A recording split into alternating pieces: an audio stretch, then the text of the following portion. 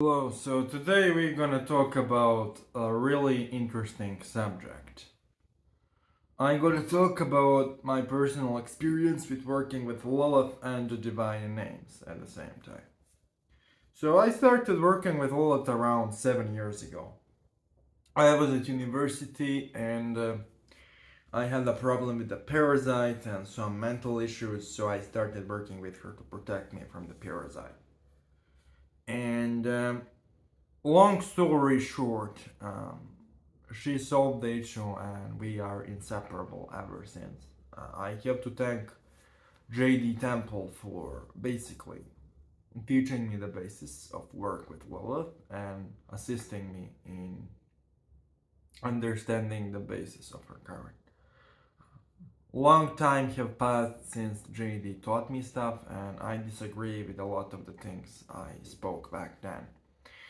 Now, there are a lot of disagreements between my old views and my new views. If you basically follow this channel for a long time, you know that I considered Lilith a deity in the past. Now I am a strict monotheist and I believe there is only one supreme being, and Lilith is simply a creation of that being.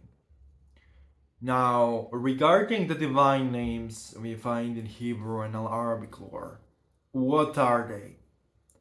They are basically syllables which connect you to the energy of the divine, to the force of the divine. Now, basically, there is only one God. Ashhadu an la ilaha illallah, ashhadu anna Muhammadan abduhu rasulullah. There is only one God, okay? One universal force. But those different divine names connect you to the different forms the energy of that universal principle can take. So let me give you an example. If you put water in a cup or in a teapot or in a bottle, it still is the same water, but you're gonna use it for different things and it is going to move a little bit differently. So basically, we can call God by many names, but it is still the same thing. We are simply referring to different ways His energy can work in the world. So, I personally use Al-Batin, which means the one who conceals. It is a divine name which is used if you wanna find out anything concealed or conceal something. Al-Basir, the one who sees everything. That's a really good name to repeat if you wanna develop your astral senses. Ad-Dar, he who brings distress or harm, is a really good divine name for any kind of aggressive work. And so you basically, I'm gonna do a demonstration, okay? You turn off the lights and in complete darkness, you breathe really slowly.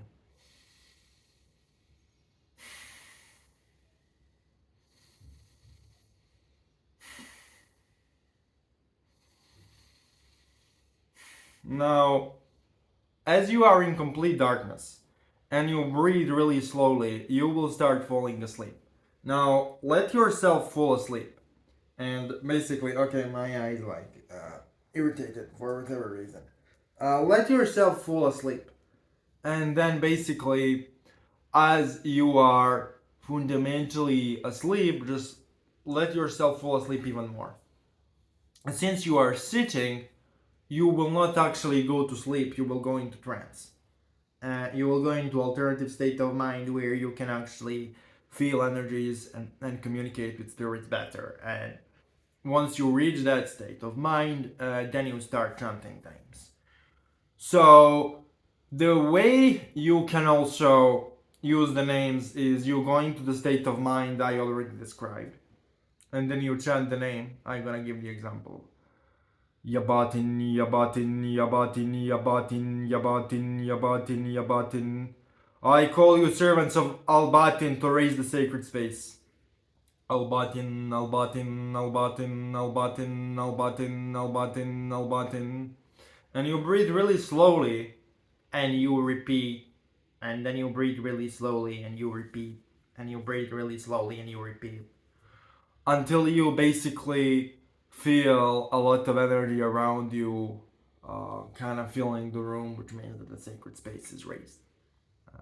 That's something you can do. Now, every divine name has basically spirits and beings who are under dominion of source, and they basically serve that energy and they are assisting you in presencing it. So let's say that I am trying to connect with the CEO, right, of the company, right? Allegorically, the CEO of the universe is God, okay, the source of all creation. So let's say I'm trying to message the CEO and to reach the CEO. Well, I go to the other workers and I give them my request to basically reach the CEO, and they assist me in reaching the CEO. That's basically how this works. So you call spirits of the name to basically channel the energy of the name with you. And the spirits of the name are genic and angelic, depending on the name. So the names such as Zadar will have much different familiars and servants than the names such as Yabatin. I used Yabatin for a reason, because let's say I want to learn different forms of meditation. I want to raise the sacred space, and then use the name of Yabatin to help me reach trance. So what I do is, once I raise the sacred space, as I described, and I reach trance, as I explained earlier, and then I just say to the servants of the name, I call you servants of the name, Yabatin, to do something. Now, let's say that I want to use the energy of the servants to achieve a certain goal. Well, I have to find the name which corresponds to my intent. So let's say I want to reach hidden states of consciousness, deeper states of trance. Well, Yabatin is ideal, right? Let's say that I want to develop psychic faculties. Yabasir is ideal, right? Let's say that I want to inspire love or understand love. Yavedud or Alvedud is ideal. So the different names have different effects depending on their meaning or charge, energetically wise. And they are all energy of the same supreme source, just in different forms. But the source is one, there is no elements of polytheism here. Now, I am not an Islamic scholar, so I want to just give this disclaimer. I use mostly Islamic divine names and Islamic prayers because I had spiritual experiences which convinced me that it is best for me. Okay. And there is really elaborate and profound list of divine names in Islamic tradition, which is really easy to use. Divine names in Islamic tradition are really easy to use. It's not as complicated and difficult to find as Christian ones or Jewish ones. It's much simpler, which makes it easier for beginners. Now, a lot of people insist that you have to repeat the name certain number of times. I don't necessarily agree. You just have to breathe slowly and calm down and repeat the names and fall into trance as deep as possible, preferably in darkness. And then you repeat the names and breathe slowly, and then repeat the names and then breathe slowly and fall into trance deep enough so you're going to that alternative state of consciousness. And then the energy will be present and you will raise the sacred space that way, and then you can work with the energy in that space. Majority of my rituals are basically that. It is recommended and definitely required to take ritual purification before you do any kind of those rites. You sprinkle with a lot of water your face and you wash your hands up to this part, and you also wash your feet. Now, I have a really hard time washing my feet because of the cerebral palsy. I find that the ritual purification is effective even if you don't wash your feet, but for those who don't have any physical issues, washing their feet, it is recommended to wash their feet as well. Now, once we got this out of the way, and once we explained how to use divine names, now we gonna fit Lilith into this. And now Lilith can be called by three names effectively. So the first name is Dar, obviously. Lilith is a spirit of destruction. The second name is Al-Wadud, which basically connects Lilith to love in sexual passionate form. And then the third name is Al-Hakim. Okay, so I'm gonna give the example of how to call Lilith using the name, right? I call you Lilith by the power of Adar. I call you Lilith by the power of Adar. I call you Lilith by the power of Adar. I call you Lilith by the power of Adar. I call you Lilith by the power of Adar. I call you Lilith by the power of Adar. I call you Lilith by the power of Adar. I call you Lilith by the power of Adar. I call you Lilith by the power of Adar. I call you Lord by the power of Barham Melgadam Doran Mardar Marjal Narga Bargajal Margadia that Valor Jangaradi Marjal Garagan Bilana Dangiam Neozimian Margamara Mirujala Wenga Yelbajal Mazia Marjal Romnia Viaj. I call you Lord by the power of Adar. I call you Lord by the power of Adar. I call you Lord by the power of Adar. I call you Lord by the power of Adar. I call you Lord by the power of Adar. I call you Lord by the power of Adar. I call you Lord by the power of Adar. I call you Lord by the power of Adar. I call servants of Adar to assist me in calling Lilith. I call you Lord by the power of Adar. I call you Lord by the power of Adar. I call you Lord by the power of Adar. I call you Lord by the power of Adar. I call you Lord by the power of Adar. I call you Lilith to curse and destroy her, vampirize her and feed her energy into the chaotic waters you descend from.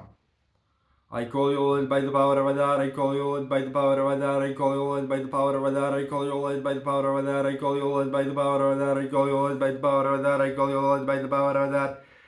I call you Lord by the power of Adar. I call you Lord by the power of Adar. I call you Lord by the power of Adar. I call you Lord by the power of Adar.